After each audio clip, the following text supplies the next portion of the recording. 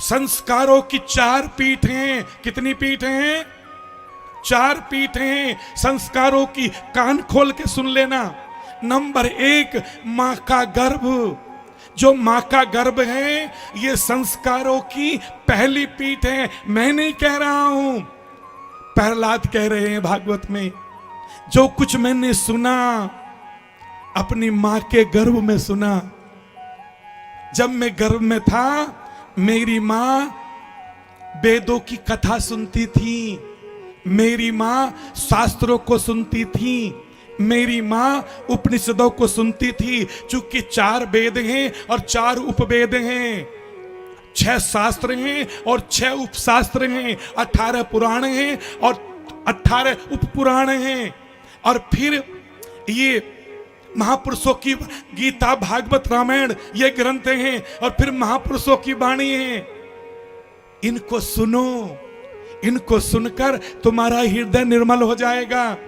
गर्भवती महिला अगर इनको सुने तो उसके जो गर्भ में शिशु है, उसके जो गर्भ में बालक है, वो सुनेगा और वो संस्कारवान हो जाएगा। अगर गर्भवती महिला क्रोधी है, कामी है, लालची है, उसकी संतान वैसी ही होगी।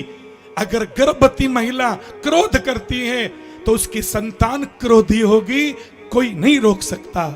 इसलिए गर्भवती महिला को चाहिए करुणा से भर जाए, प्रेम से ओतप्रोत हो, और एक बताऊं, मर्यादित रहे, शिष्टाचार में जिए, उसकी संतान ऐसी होगी। और धेनु मानस में तो लिखा है कि जब महिला गर्भवती हो तो एक कांसी माने कांसी के कटोरे में दूध भर ले या कांसी की थाली में, इच्छा अनुसार गर्म या ठंडा हो, इच्छा अनुसार फीका या मीठा हो। और जब दूध पिए तो उस दूध में ये देखे कि मेरे बाके बिहारी, मेरे कन्हैया, मेरे गोपाल इस दूध में दिखाई दे रहे हैं। उस दूध को पिएगी तो बेटा गोपाल जैसा विद्वान होगा, ऐसा बताया शास्त्रों में। दूसरी संस्कारों की पीठ है, तुम्हारा अपना घर है, तुम्हारा अपना परिवार है। क्या हम अपने बच्चों के सामने क्रोध करते हैं? तुम्हारे बच्चे क्रोध सीखेंगे। क्या तुम अपने बच्चों के सामने किसी को गाली गलौज करते हो? मुझे हृदय से क्षमा करना, आप अपने बच्चों के सामने गाली गलौज कर रहे हो नहीं, आप अपने बच्चों को गाली देना सिखा रहे हो। आप अपने बच्चों के सामने अभद्रता का व्यवहार करते हो, अभद्रता का ओछी वाणी बोलते हो, किसी की निंदा चुगली करते हो, राग द्वेष करते हो। मुझे हृदय से क्षमा करना, आप अपने बच्चों को राग द्वेष सिखा रहे हो। अपने बच्चों को कि अपने बच्चों के सामने किसी की निंदा कर रहे हो, अपने बच्चों को निंदा सिखा रहे हो। और एक बात कहनी चाहता हूं, कई लोगों को मैंने देखा गांव में, अपने बच्चों, बच्चा जरा बेटा उन्नाई, जरा जा दुकान पर जा, ले बीड़ी का मंडल और माचिस ला के देना, ले बेटा सिगरेट की डिब्बी ला के देना, ले बेटा जरा एक पौआ ला के देना, ले जा बेटा जरा एक बोतल ला, ले बेटा थोड़ा जरा आज मन खाने का है, थोड़ा जरा अमन ला के देना।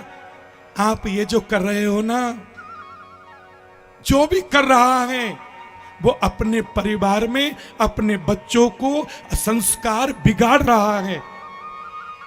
जिस माता पिता को चाहिए अपने बच्चों को संस्कार अच्छे दूं, अपने बच्चों के सामने कभी असभ्य भी नहीं बोलना चाहिए। अपने बच्चों के सामने असभ्यता से मत बोलो। अगर माँ बेटी को गाली निकाल रही है ना, तो क्षमा करना, बेटी को गाली सिखा रही है वो। किसी के अपने घर का माहौल बनाओ।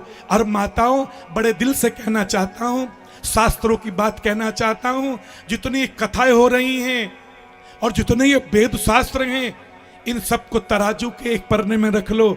और बहनों, माता के संस्कारों को तराजू के एक पन्ने में रख लो, माँ के संस्कारों का पन्ना भारी हो जाता है। इसलिए अपने संस्कारों को और मजबूत बनाओ। इसलिए लालन, पालन, ताड़न और भाषा, ये 4 अधिकार मेरे भारत में माताओं बहनों के पास हैं। लालन, कैसे बच्चों को लाड लड़ाया जाता है, कैसे कैसे बच्चों का हौसला अफजाई किया जाता है, कैसे शिवा अपने बेटे शिवाजी को वो संस्कृति सिखाती थी, कैसे महाराणा प्रताप की मां अपने बेटे को वीरता की कहानी सुनाती थी, कैसे कौशल्या राम को, कैसे यशोदा कृष्ण को, कैसे हंसा मां जांबोजी को, कैसे कैसे महापुरुषों ने अपनी माताओं के संस्कार लेकर अपने आप को मजबूत किया है। इसलिए हर माता पिता की जिम्मेदारी बनती है, अपने बच्चों को संस्कारवान बनाओ। अपने घर के और वातावरण ढूंढो मत, वातावरण बनाओ। परिवेश ढूंढो मत, परिवेश को बनाओ। अपने घर का वातावरण सुंदर बनाओ, तुम्हारे घर के बच्चे सुंदर बन जाएंगे। अगर तीसरा कोई संस्कारों की पीठ है तो मुझे हृदय से क्षमा करना, तुम्हारे स्कूल हैं, तुम्हारे कॉलेज हैं, तुम्हारे विद्यालय हैं। हमारे कॉलेजों में, हमारे स्कूलों में, हमारे विद्यालय में, हमारे यूनिवर्सिटी में हमें क्या परोसा जाता है, हमें क्या बांटा जा रहा है वहां,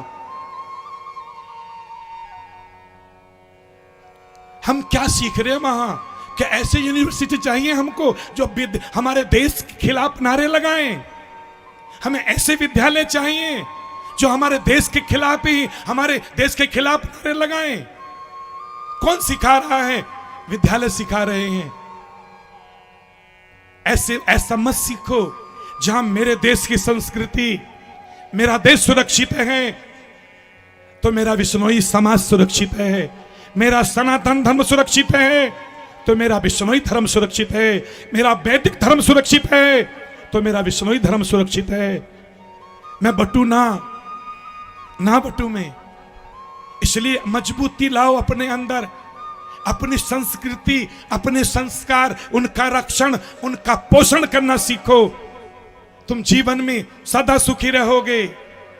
अपने बच्चों को अपने देश के प्रति, अपने राष्ट्र के प्रति, अपने धर्म के प्रति उनको सजग करो, उनको सावधान करो।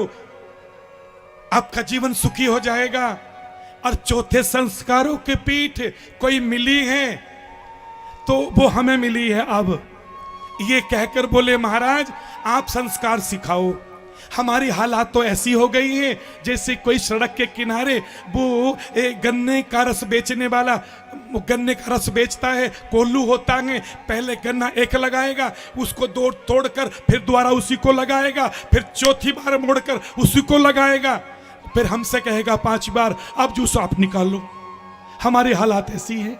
अब हमसे कहा जाता है साधु संत तुम प्रचार नहीं करते हो, तुम संस्कार दो। हम भी बाखूबी दे रहे हैं, अपनी जिम्मेदारी बनती है हम सब मिलकर संस्कार दें, हम सब मिलकर अपनी संस्कृति को समझें, तब जीवन में आनंद आएगा।